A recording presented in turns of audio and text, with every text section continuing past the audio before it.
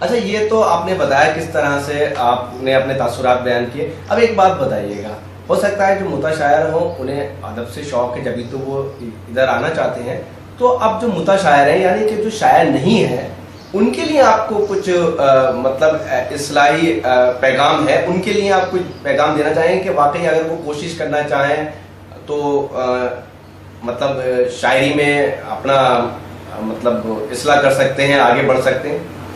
بہت اچھا سوال آپ نے کیا ہے، لیکن اس کے اندر مراتب، ذہنیت، سوچ، فکر اور ضمیر کو سامنے رکھا جاتا ہے.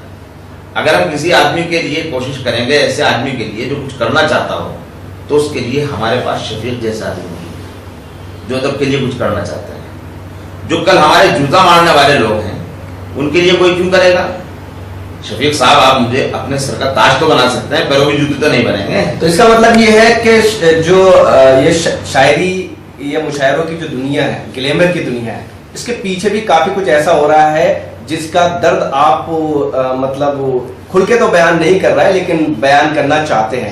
مطلب ایسا کچھ کہ کچھ ایسے لوگ ہیں جو مشاعروں کی دنیا میں ہے، شاعری کی دنیا میں ہے، جو کچھ نہیں ہے لیکن آج وہ خود کو کسی میر غالب سے کم نہیں سمجھتے. بالکل صحیح بات آپ نے کہی ہے، لیکن ایسا نہیں ہے کہ میں کہنا نہیں چاہتا. یہ ضروری نہیں ہے کہ اگر میں لوگی ٹاک پر نہیں کہہ رہا ہوں تو میں کہیں اور بھی نہیں کہوں گا اور اس کو چھپا کر کے زندہ قبرگاہ اپنے دل کو بنا دوں گا. جی ایسا نہیں ہے، میں کہتا رہتا ہوں، وقتاً فوقتاً کہتا ہوں. شاعر آج بھی جو اوریجنل شاعر ہیں وہ اندر سے بہت اچھے ہیں.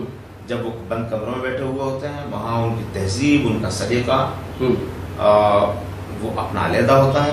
یہ علیحدہ بات ہے کہ دیکھیے بہت سے شاعر ہیں بیچارے، اپنا اپنا مختلف شوق ہوتا ہے، کسی کا کوئی شوق ہے، کسی کا کوئی شوق ہے.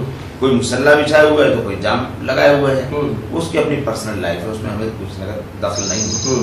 لیکن جب وہ گفتگو کرتے ہیں تو ان کی گفتگو سے ادب کو روشنی ملتی ہے یا وہ ادب سے روشنی حاصل کرتے ہوئے نظر آتے ہیں. لیکن یہ جو پیشہ ور لوگ جب آتے ہیں تو یقینی طور پر ہمیں تکلیف ہوتی ہے. اور خدا کی قسم میں تو بات بھی کرنا اس حیثیت سے، انسانی حیثیت سے تو ان سے بات کرتا ہوں، لیکن اس حیثیت سے بات نہیں کرتا کہ میں ان کو کسی شاعری کے زمرے میں رکھتا ہوں یا ان سے کسی شاعر کے سلسلے میں بات کروں، کہ ادب کے سلسلے میں بات کروں.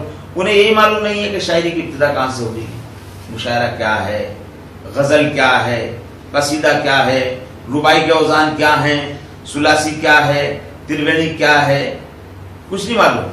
تو خالد زاہد صاحب، ایک چیز اور میں آپ سے جاننا چاہوں گا، سامعین کے اوپر بھی بہت سی چیزیں آتی ہیں جس سے وہ مطلب وہ اردو ادب کو فروغ دیتے ہیں. اب یہ بتائیے گا کہ سامعین کے جو ادب معیاری شاعری ہے اس کے لیے اب سامعین ایسے نہیں بچے جو بہت زیادہ اردو داں، اردو جاننے والے ہوں. عام لوگ ہیں، کوئی ففتھ تک اردو پڑھتا ہے یا جس کو ہم بول چال کی اردو آتی ہے.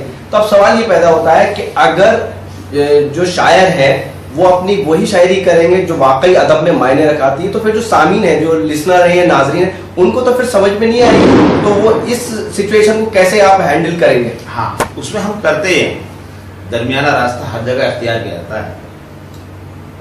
کچھ شاعر عوام کے لیے ہوتے ہیں، یعنی غزل میں کچھ بندیاں ہوتی ہیں جو مشاعرہ ہوتی ہیں اور کچھ شاعری ہوتی ہے جو 20% لوگوں کے لیے ہوتی ہے. ایسا نہیں ہے کہ مشاعروں میں سامعین بالکل ختم ہو گئے. 20% لوگ آج بھی آتے ہیں جو مشاعرہ محفوظ اپنے دلوں میں رکھتے ہیں اور وہ محفوظ رکھ کر کے جاتے ہیں اور بعد میں تبصرہ کرتے ہیں. اور ادب کو زندہ رکھنے والے لوگ وہی ہیں.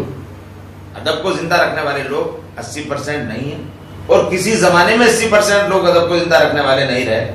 20% لوگوں نے ہی ادب کو زندہ رکھا، اور ہم انہی 20% لوگوں کی طرف ہماری نظر رہتی ہے کہ اگر ہم ایک غزل میں ایک شعر بھی اگر ہم ان 20% سامعین کو دے سکے تو ہم